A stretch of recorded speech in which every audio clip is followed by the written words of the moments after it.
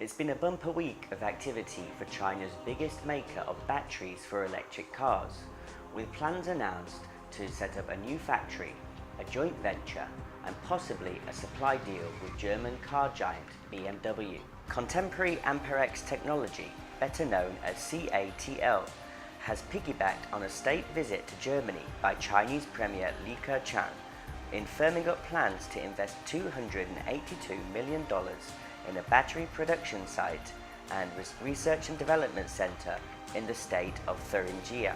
Completion is slated for 2021.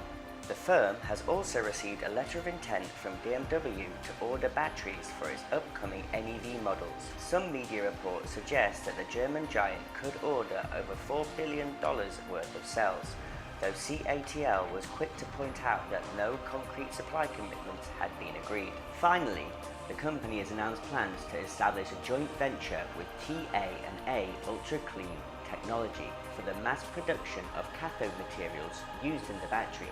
These three moves demonstrate the company is in no mood to give up its position at the top of China's battery food chain.